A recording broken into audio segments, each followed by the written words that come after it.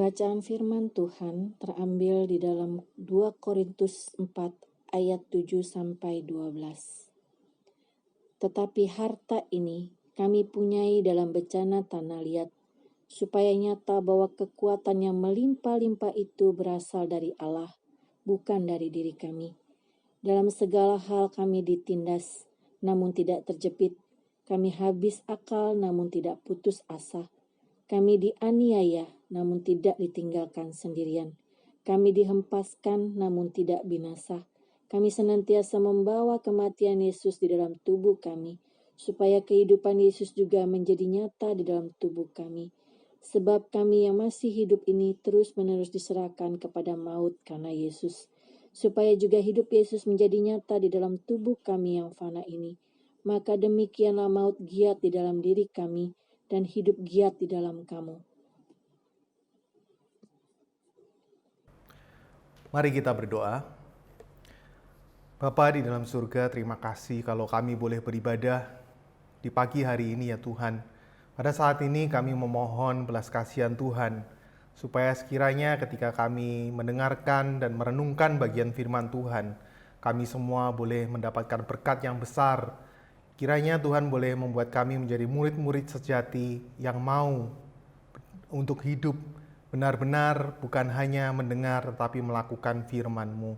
Tolong hamba-Mu di dalam segala keterbatasannya, agar kuasa firman itu boleh mengubahkan hidup setiap daripada kita. Di dalam nama Tuhan Yesus kami berdoa. Amin. Shalom, selamat pagi jemaat yang dikasihi Tuhan. Sungguh senang saya boleh berjumpa dengan Bapak Ibu Saudara kasih jemaat dari BCS Serpong.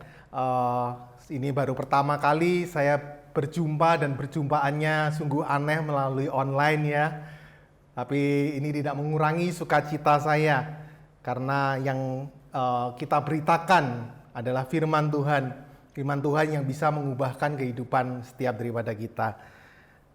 Perkenalkan, nama saya penginjil Arthur Chandra. Saat ini saya sedang melayani di gereja BCS Central Park, menjadi salah satu hamba Tuhan yang ada di sana. Saudara, setelah beberapa lama ini kita seakan-akan mendapatkan persekusi dari pandemi. Tentunya banyak dari kita yang mungkin sedang merasa gelisah, bahkan marah dengan apa yang terjadi saat ini. Semua orang pertanyaannya satu. Pertanyaannya apa, saudara? Pertanyaannya, kapan semua ini berlalu? Kapan semua wabah ini boleh berlalu dan kita bisa kembali menjalankan aktivitas kita secara normal lagi?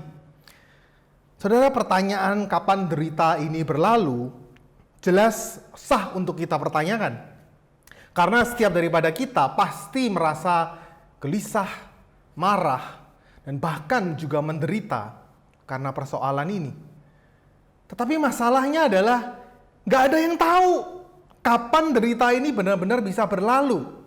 Mungkin prediksi dari pemerintah maupun dari badan WHO bisa memprediksi, tetapi sesungguhnya kita nggak tahu apakah benar-benar itu safe, benar-benar semua wabah ini bisa berlalu dan kita benar-benar bisa menjalankan aktivitas dengan baik. Jadi pertanyaan ini sesungguhnya sulit untuk kita jawab. Maka dari itu sebaiknya kita mengganti pertanyaan kita, yaitu ketika wabah ini terjadi, ketika banyak manusia mengalami penderitaan, mengalami kesulitan, mengalami kesusahan, apa sebenarnya penderitaan ini maknanya bagi kita? Apa sebenarnya yang penderitaan yang kita alami ini yang sedang Tuhan mau katakan kepada kita? Saudara, para antropolog dan sosiolog, yaitu orang-orang yang mempelajari tentang manusia dan kebudayaannya, mereka melihat dan meneliti bahwa di dalam sejarah perkembangan manusia, kita semua belajar dari penderitaan kita. Di dalam penderitaannya, manusia bertumbuh, berkembang menjadi semakin maju, semakin beradab, menjadi semakin hebat dan semakin berbuah lagi di dalam hidupnya. Yang paling tanggap belajar dari penderitaan sebenarnya adalah manusia-manusia atau orang-orang yang tinggal di dunia timur seperti kita ini. Sebagai contoh, kita sebagai orang-orang yang ada dengan berbagai macam ras di kota ini, di negeri ini, kita tahu bahwa orang-orang Chinese menderita persekusi cukup lama. Kira-kira tahun 1700-an ketika Belanda menjajah Indonesia, orang-orang Chinese sudah mendapatkan persekusi dari mereka. Kira-kira jumlahnya sekitar 1.000 orang lebih dibantai oleh pemerintah Belanda. Itu hanya di kota Jakarta saja, yang dulu mungkin namanya Jayakarta atau apa ya, Batavia. Tetapi di balik semuanya itu, semua manusia belajar, khususnya orang-orang Chinese dari penderitaan itu. Apa yang harus mereka lakukan, apa yang harus mereka kerjakan. Penderitaan ini tidak cukup hanya pada saat pemerintah Belanda. Orde Lama berjalan, masih mereka mendapatkan persekusi. Orde Baru berjalan, tetap saja mereka mendapatkan aniaya. Orang-orang Chinese sulit mendapatkan pekerjaan-pekerjaan yang ada di sektor-sektor pemerintahan, sektor-sektor yang penting seperti kesehatan, sangat sulit, apalagi sektor militer, sektor keamanan, sangat sulit sekali. Oleh karena itu, orang-orang Chinese mengembangkan kemampuan dirinya di dalam berdagang. Tidak heran hari ini kita mendapati banyak orang Chinese memilih profesi menjadi entrepreneur. Mereka memiliki etos kerja yang ulet. Mereka menjadi orang-orang yang juga dinamis. Mereka berani mengambil resiko. Dan salah satu nilai yang dianut oleh orang-orang Chinese di dalam penderitaannya adalah mereka berusaha di dalam bisnisnya untuk Cheng-li. Tahu ya saudara Cheng-li ya? Cheng-li itu berusaha untuk mereka memiliki integritas di dalam bisnisnya. Karena kepercayaan pelanggan itu nomor satu. Itu mata uang mereka. Nah saudara, masalahnya banyak dari kita hari ini yang terlalu lama mungkin hidup di dalam kenyamanan dan keamanan, kita tidak mau belajar arti penderitaan itu. Banyak dari kita semakin hari mungkin belajar dari budaya barat, kita semakin meminggirkan arti penderitaan. Dan kita lebih menomorsatukan bagaimana saya mendapatkan keamanan, saya mendapatkan kenyamanan. Bahkan kalau bisa, ketika dulu saya sudah susah dan sekarang saya sudah sukses, jangan sampai anak-anak saya menderita susahan, menderita kesulitan. Oleh karena itu tidak heran hari ini banyak orang-orang yang dulunya sukses dan kemudian, orang-orang yang dulunya miskin, kemudian dia menjadi sukses dan memiliki anak.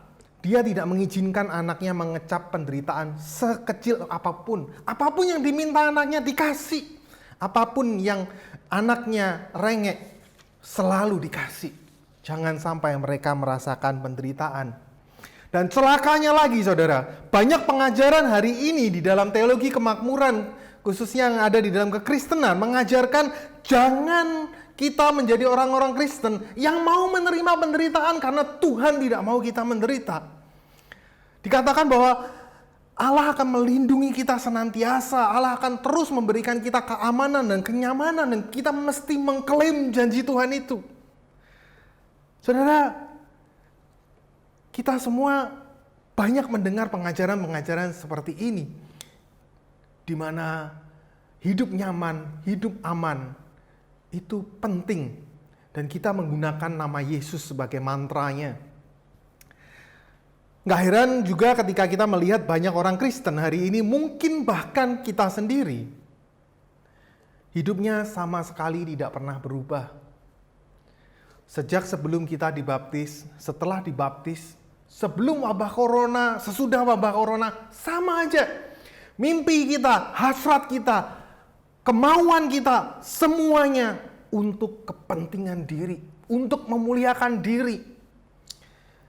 Tetapi bedanya mungkin sekarang kita punya jampi-jampi, yaitu demi nama Yesus.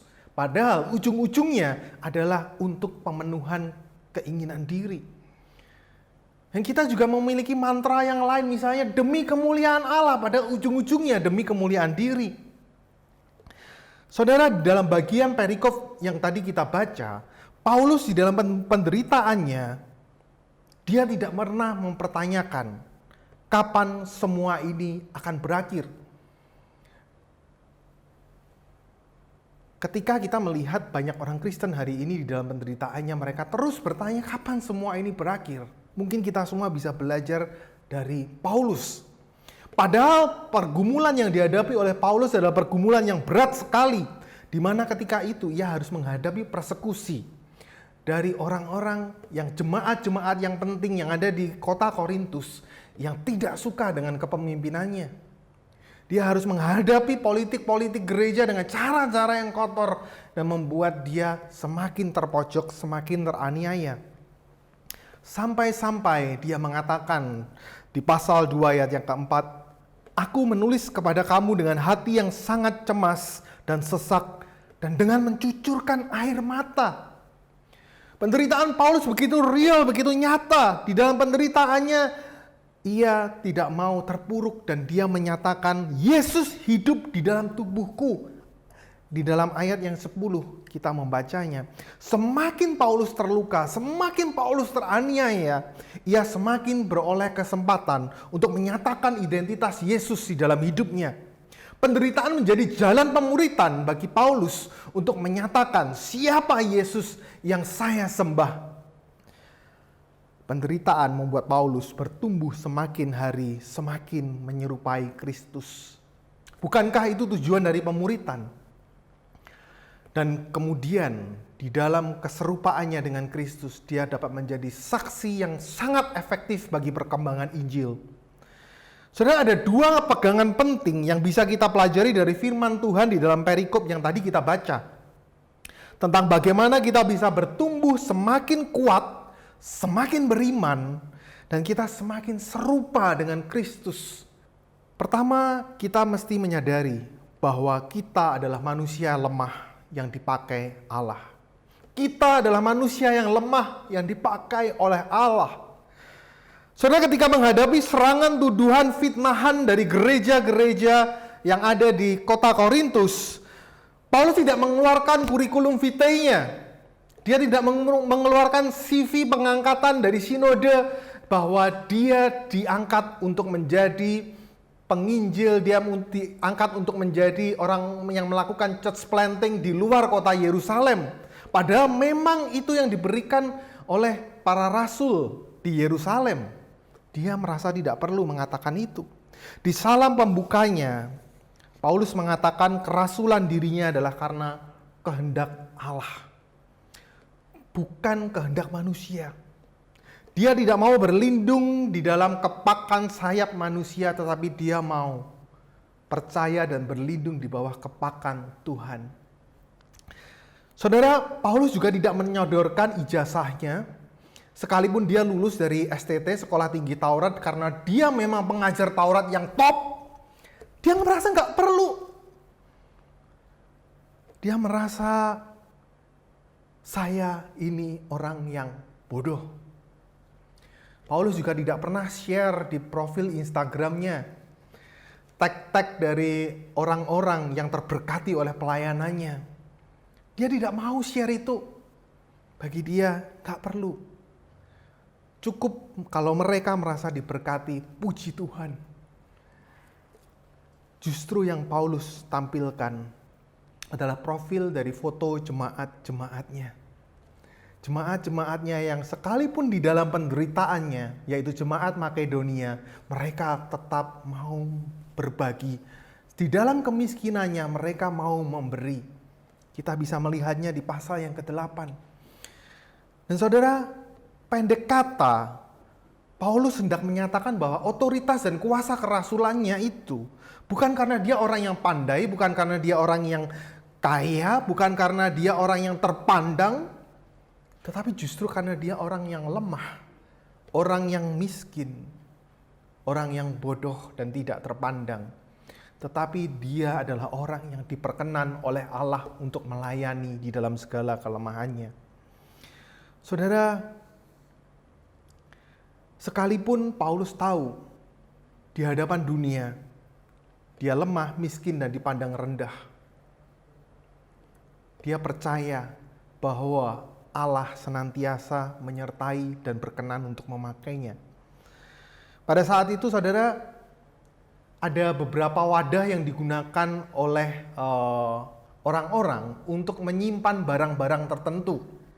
Dan Paulus menggunakan gambaran ini, yaitu dia menggunakan kata bejana tanah liat yang rapuh.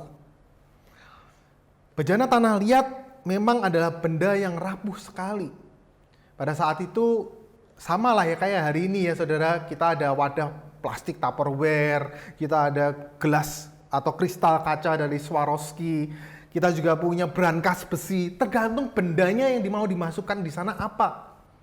Semakin berharga barangnya, kalau itu intan, permata, berlian, masukin di brankas dong, atau masukin di bank, di safe deposit box. Tetapi pada saat itu, orang-orang uniknya menyimpan barang-barangnya di bejana tanah liat yang rapuh ini. Pada saat itu ada 3 macam bejana, yaitu tanah liat, kaca, dan besi. Nah, kalau bejana tanah liat ini sudah retak, bahkan pecah, nggak ada gunanya, dibuang. Tetapi kalau kaca itu masih bisa dilebur dan menjadi kaca lagi, masih bisa di-recycle, didaur ulang. Dan kalau misalnya dari besi, itu masih bisa diperbaiki, direparasi.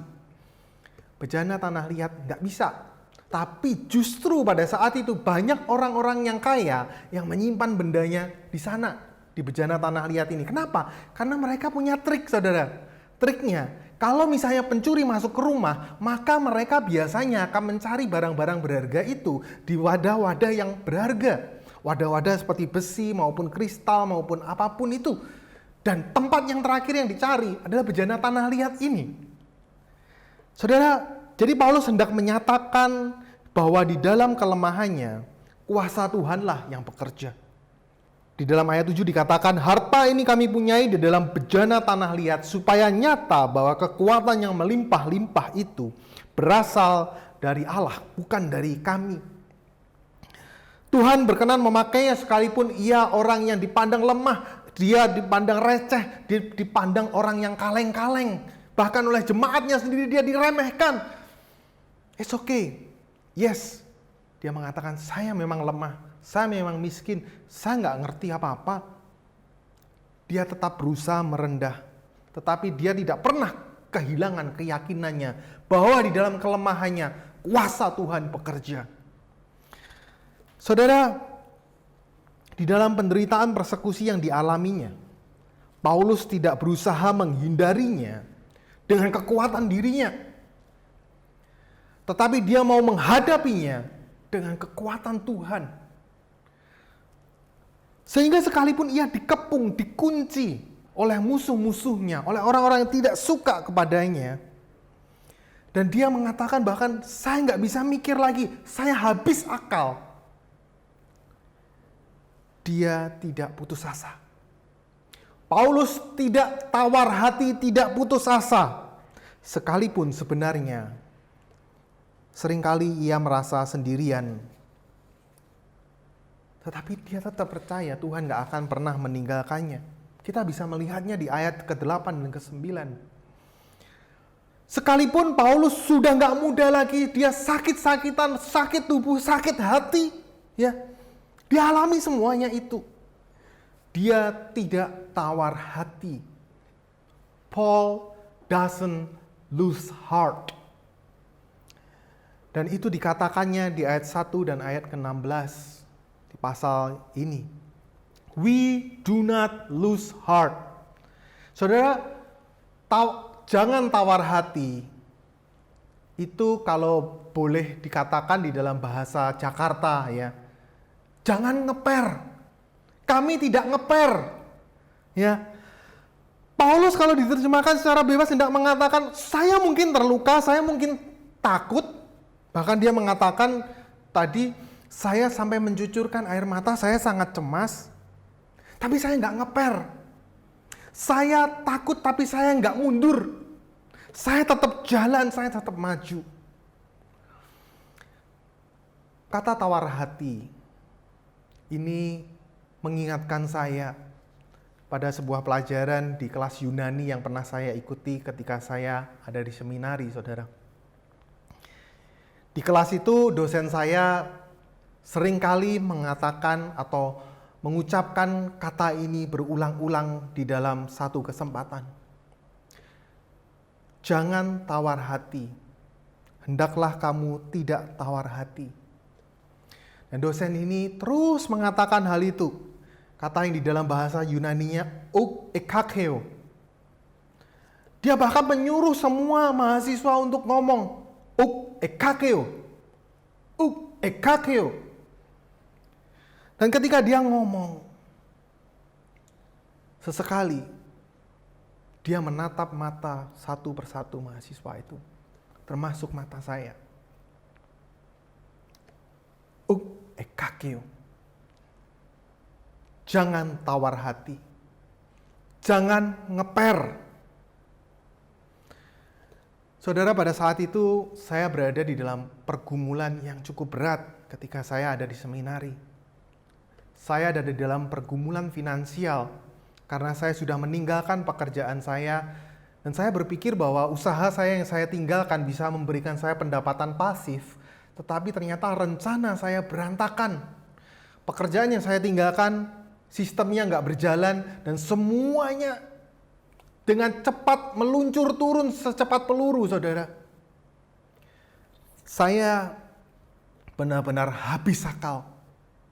Saya kebingungan bagaimana saya bisa meneruskan studi, bagaimana saya bisa membayar biaya kehidupan sehari-hari. Belum lagi saya memiliki pergumulan diri karena saya masuk di seminari di dalam usia yang sudah tidak muda lagi, saudara. Saya 15 tahun bekerja. Saya sudah lupa rasanya belajar. Dan saya mesti harus belajar bahasa-bahasa yang lain, bahasa-bahasa asing, Yunani, Ibrani yang susahnya minta ampun. Dan semua literatur yang begitu sulit harus saya lalap habis. Saya begitu kekeringan.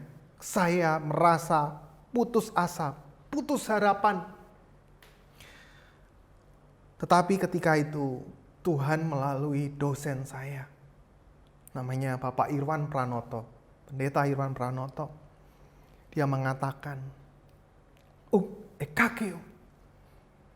Seakan Tuhan hendak berkata kepada saya, Arthur, aku tahu kamu lemah. Aku tahu kamu gak kuat. Tapi jangan ngeper. Aku tahu kamu takut. Teruslah berjalan. Sebab di dalam kelemahanmu lah aku mau memakaimu. Tuhan senantiasa menguatkan saya di dalam pergumulan saya. Dan itu saya alami terus-menerus ketika saya berada di dalam seminari, saudara. Dan saya terus merasakannya sampai saat ini. Ekakeo, jangan tawar hati. Tuhan mau memakai saya bukan karena saya pintar, bukan karena saya hebat, tetapi karena saya lemah. Tuhan mau memakai kelemahan saya. Tuhan mau menggunakan itu semua. Saudara, ini adalah pengalaman penderitaan yang pernah saya alami dan pengalaman penguatan dari Tuhan. Pada saat ini mungkin saudara pernah mengalami atau sedang mengalami kelemahan dan penguatan dari Tuhan. Di dalam segala penderitaan yang saudara-saudara alami, kita perlu mengakui bahwa kita ini memang lemah, tetapi kita dipakai oleh Allah. Kekuatan kita hanya ada di dalam Tuhan. Di dalam penderitaan yang kita alami, kita perlu mengaku bahwa aset kita, kepandaian kita, kenalan kita bukanlah sandaran yang kekal. Ketika kita mengakui kelemahan kita dan kita bersandar kepada kekuatan Allah, maka kita bisa menyatakan siapa Yesus yang ada di dalam diri kita. Kelemahan kita adalah sarana yang dipakai oleh Allah untuk menyatakan kuasa Injil-Nya. Kuasa Injil yang akan membuat orang-orang bukan kagum sama kita, tetapi mereka kagum sama Tuhan. Siapa yang kita miliki itu jauh lebih penting daripada apa yang kita miliki. Siapa yang kita miliki kalau bukan Tuhan Yesus Kristus, Allah yang berdaulat, yang membuat kita bisa bertahan dari waktu ke waktu, bahkan berbuah di dalam segala penderitaan dan kesesakan kita.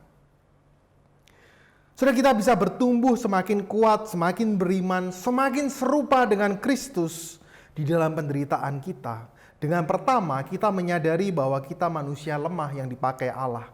Dan yang kedua adalah dengan kita menjalani panggilan untuk menyangkal diri. Panggilan untuk mengosongkan diri kita. Saudara, di tengah pandemi ini kita bisa melihat betapa nyatanya kitab pengkhotbah yang berulang-ulang berseru, segala sesuatunya sia-sia. Kata kesia-siaan belaka ini di dalam kitab pengkhotbah dalam bahasa aslinya diartikan sebagai kekosongan. Tetapi ada banyak penafsir yang lain yang menerjemahkan lebih tepat, yaitu kekonyolan, saudara. Konyol. Hidup yang kita lihat ini hidup yang konyol.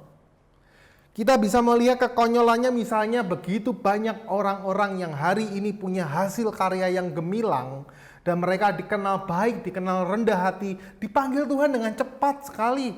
Kita tahu ada Glenn Fredly, kita tahu ada Didi Kempot, ya. Bagaimana dengan hamba-hamba Tuhan? Banyak juga. Bagaimana dengan pendeta John Margono yang baru saja dipanggil Tuhan juga? Padahal dia menjadi kekuatan bagi banyak gereja yang dia pimpin. Hamba-hamba Tuhan yang dipanggil Tuhan dengan tidak sempat menikmati masa emeritusnya. Saudara, segala kekonyolan, kekosongan, kesia-siaan yang kita lihat, kita hadapi di dalam kehidupan ini, menemukan jawabannya hanya di dalam Yesus Kristus. Allah anak yang tinggal di atas matahari, yang rela turun ke bawah matahari. Bawah matahari yang dikatakan oleh kitab pengkhotbah sebagai kesia-siaan. Kata itu dipakai oleh pengkhotbah untuk menggambarkan keadaan dunia ini. Orang-orang yang ada di bawah matahari adalah orang-orang yang tinggal di dalam kekonyolan. Tetapi kita melihat bahwa Allah anak berinkarnasi menjadi manusia. Dia yang tinggal di atas matahari turun ke bawah matahari. Ketika dia turun, dia tidak memakai baju APD, alat pelindung dosa. Enggak, dia lepaskan jubah kemuliaannya dan dia membiarkan dirinya terinfeksi akibat dosa yang membuat dia merasa terluka, tersakiti, terhakimi, disalah mengerti. Dia tidak pernah berdosa, tetapi dia merasakan akibat dari infeksi dosa yang telah menjalar ke hati manusia, telah menjalar ke seluruh dunia. Karena Tuhan tidak hanya bersimpati, tetapi dia berpartisipasi di dalam penderitaan manusia. Akibat dari dosa yang menginfeksi hati manusia yang sebentar memuji, kemudian sebentar mencacinya, bahkan mengkhianatinya, dan menyalibkannya sampai dia mati di atas kayu salib.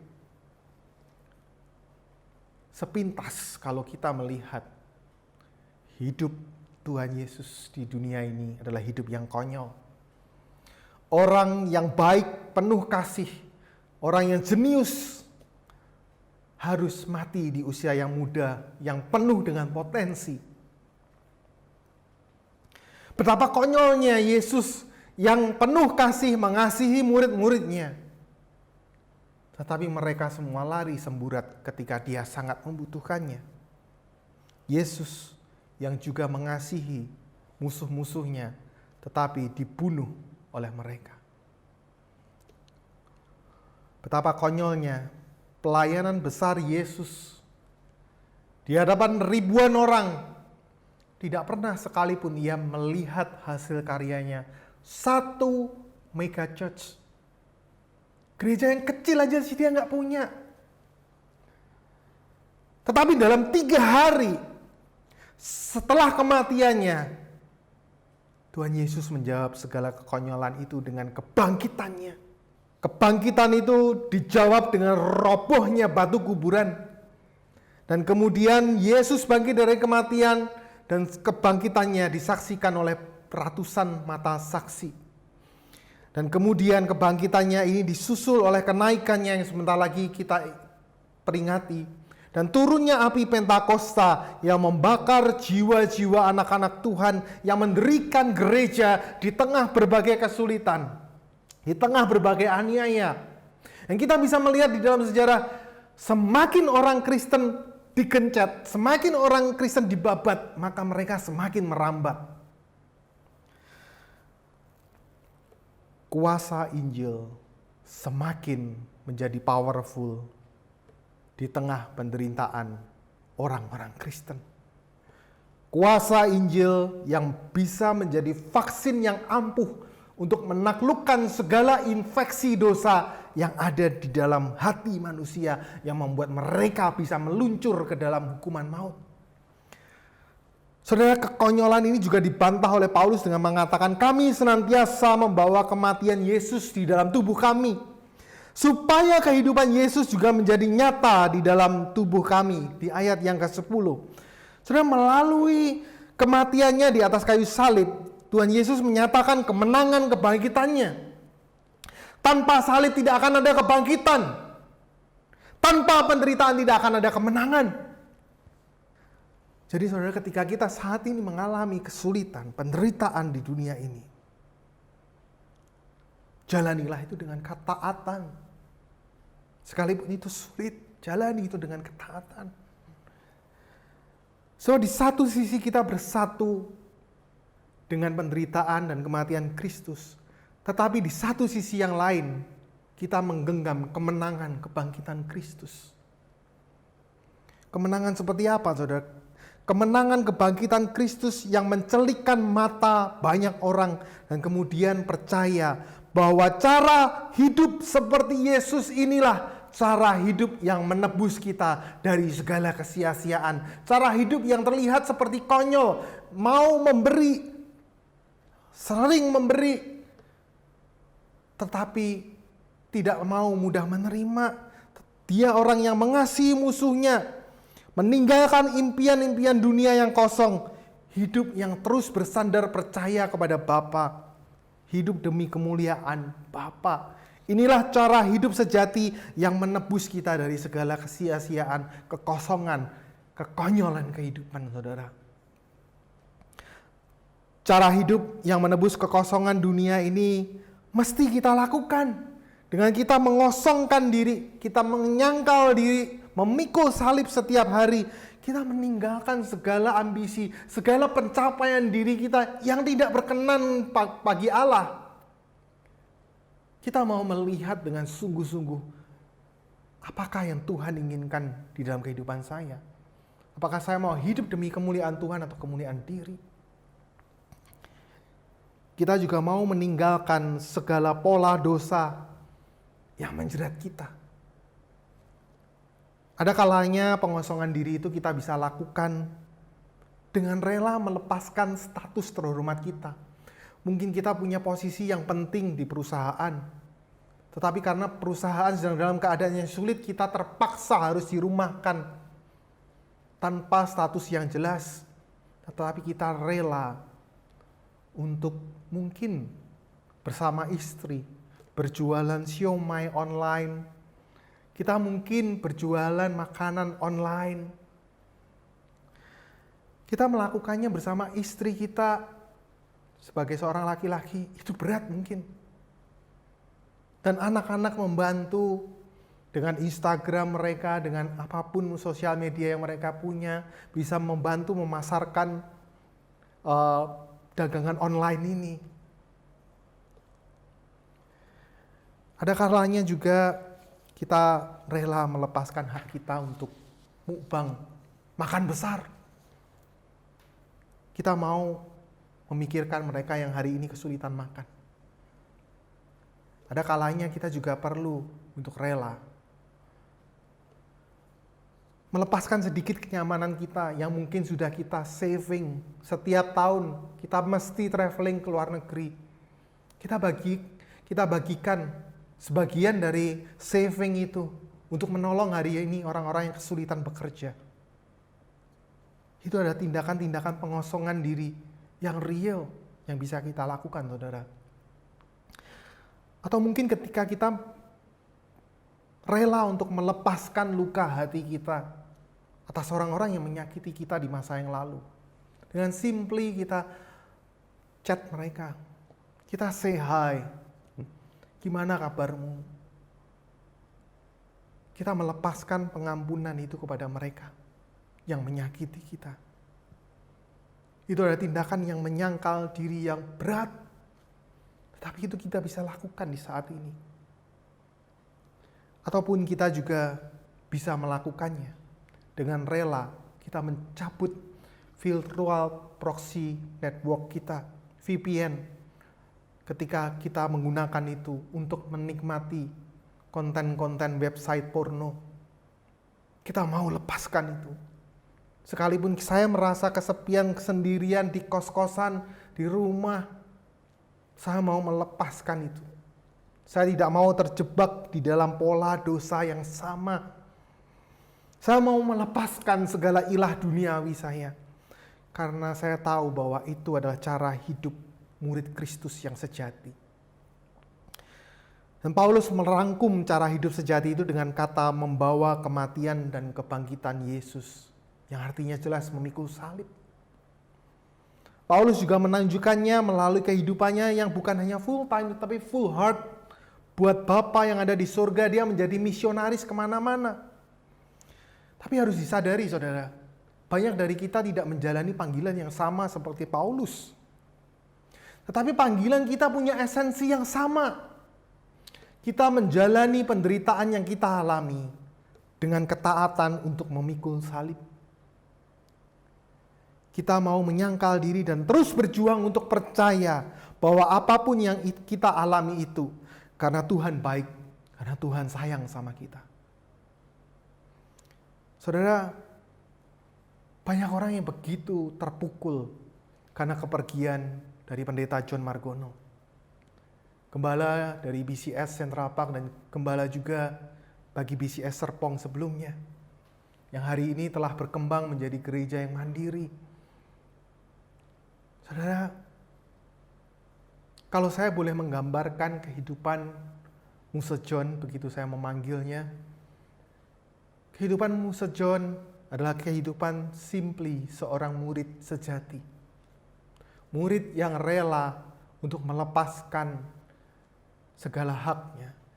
Murid yang rela untuk menanggalkan keinginan dirinya untuk dipandang, keinginan dirinya untuk dihargai demi melayani domba-domba yang Tuhan percayakan kepadanya.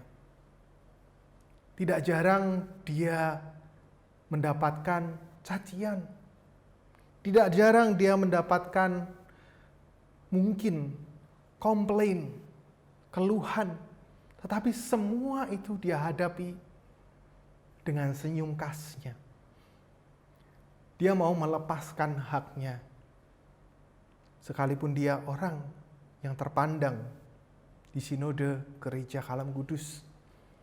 Dia mau melepaskan itu semua karena dia tahu cara hidup yang sejati.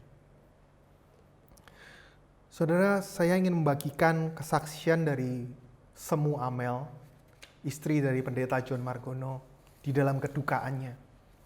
Dalam hal ini saya telah meminta izinnya untuk disampaikan di dalam khotbah kepada jemaat di BCS Serpong. Dia ingin bersaksi tentang suaminya, pendeta John Margono, dan tentang Tuhan.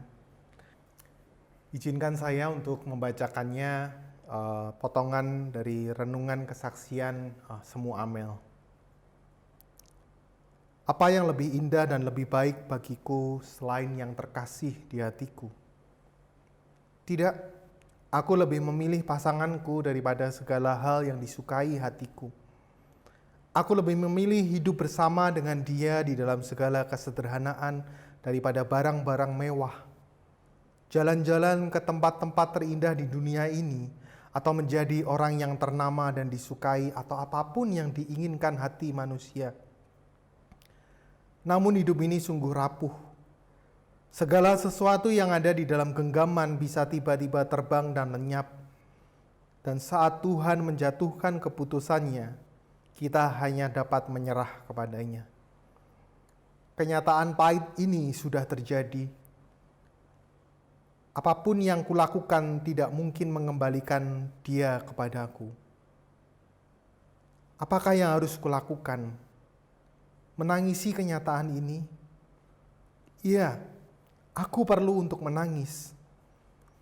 Namun di suatu waktu biarlah dukaku menjadi sukacita bagi orang lain. Sakitku menjadi obat bagi orang lain. Dan air mataku menjadi butiran-butiran berkilau yang memperlihatkan kemuliaannya.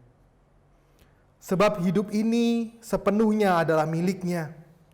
Benda-benda, orang-orang hanyalah titipan. Bahkan hidup kita sendiri adalah titipan di dalam dunia ini.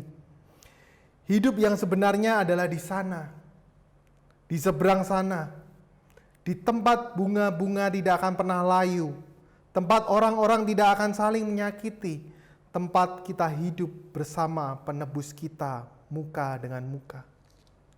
Aku tahu walau John jarang mengucapkannya, begitulah dia hidup. Jiwanya tidak terikat di sini tetapi di sana, di tempat penebusnya. Dan tuannya sedang menunggunya.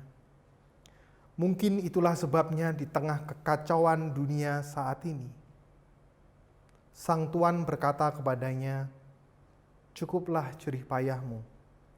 Dibalas waktunya bagimu untuk beristirahat dan menikmati upah dan jerih payahmu. Ya, babak dia di dalam dunia ini telah diakhiri. Babak diriku, babak kita belum selesai. Kiranya Tuhan terus menguatkan kita untuk terus bergerak maju dengan hati yang semakin dibebaskan dari dunia itu, dari dunia ini. Sementara itu, hati kita semakin terikat di sana. Biarlah syair lagu lama ini terus bersenandung di hati kita. Rumahku ada di dalam surga, di tempat indah dan mulia. Bila hatiku sedih dan susah, ku ingat rumahku di sana. Amelia, Jakarta, 11 Mei. Saudara, penderitaan, kedukaan semu Amel memberikan kita semua kekuatan iman. Karena apa, saudara? Karena dia mengakui bahwa dia lemah. Dia mengakui bahwa dia tidak berdaya, dia menangis, dia kehilangan. Tetapi di dalam penderitaannya, dia mau belajar untuk mengosongkan dirinya, menyerahkan segala sesuatunya kepada Tuhan. Sehingga apa yang disampaikannya di dalam renungan ini bisa menjadi berkat untuk kita. Karena saya pun mendapatkan berkat yang besar ketika membaca renungan ini. Dan saya percaya ke depan Tuhan akan lebih memakai lagi kehidupan dari hambanya semu Amel. Begitu pula Tuhan telah memakai hambanya Muse John Margono. Saudara, seringkali dalam pengalaman hidup ini Allah sepertinya sengaja menimpakan penderitaan kepada kita. Tetapi justru di dalam proses penderitaan inilah kita menjadi murid Kristus. Yang bisa seperti Paulus berkata, bukan aku sendiri yang hidup, tetapi Kristus yang hidup di dalam aku. Hidup ini bukannya saya yang kaya atau miskin. Hidup ini bukannya saya yang pandai atau bodoh. Hidup ini bukannya saya yang berkeluarga dengan keluarga bahagia, atau saya yang jomblo senantiasa. Hidup ini bukan itu. Hidup ini adalah tentang Dia, Yesus yang bersatu dengan saya, bersatu di dalam segala penderitaan maupun kesukaan saya. Inilah hidup yang dipersatukan di dalam inkarnasi Kristus. Semakin hari kita semakin serupa dengan Kristus. Hidup yang menjadi berkat bagi diri kita, tetapi juga bagi orang-orang yang ada di sekitar kita. Ketika mereka menyaksikan di dalam penderitaan kita, kita tetap memegang Tuhan. Ketika bahkan di dalam penderitaan kita masih bisa berkata, maka demikianlah maut di dalam diri kami dan hidup giat di dalam kamu, yaitu memberikan diri untuk melayani. Sama seperti dikatakan oleh Paulus di ayat yang ke-12. Saudara-saudara, jangan tawar hati. Ekakeo. Milikilah kekuatan, iman pengharapan, dan pertumbuhan menuju keserupaan dengan Kristus. Itulah tujuan hidup kita. Itulah kenapa kita menjadi murid Kristus. Inilah kehidupan yang sejati. Sadarilah bahwa kita adalah manusia yang lemah, tetapi dipakai oleh Allah. Jalanilah penyangkalan diri di dalam kebersatuan, di dalam kematian dan kebangkitan Kristus. Sehingga hidup kita bisa menjadi kesaksian Injil dan berkat bagi sesama. Mari kita berdoa. Bapa di dalam surga, kami bersyukur atas segala belas kasih Tuhan, perkenanan Tuhan di dalam hidup kami. Tolong kami ya Tuhan, untuk boleh benar-benar menyadari apa arti penderitaan yang sedang kami alami ini. Dan kami mau berbuah, kami mau menjadi murid Kristus yang sejati. Dengan menjalani cara hidup yang sejati, kami mau mengakui kelemahan kami. Kami juga mau mengakui anugerah Allah yang memakai kami. Dan kami mau menjalani hidup yang senantiasa menyangkal diri, memikul salib demi kemuliaan nama Tuhan. Diberkatilah seluruh jemaat-Mu yang ada di PCS Serpong. Kiranya mereka semua boleh menjadi murid-murid Kristus yang terus berakar di dalam kebenaran firman Tuhan. Dan mereka boleh menjadi saksi bagi dunia ini. Terima kasih Tuhan. Di dalam nama Tuhan Yesus kami berdoa.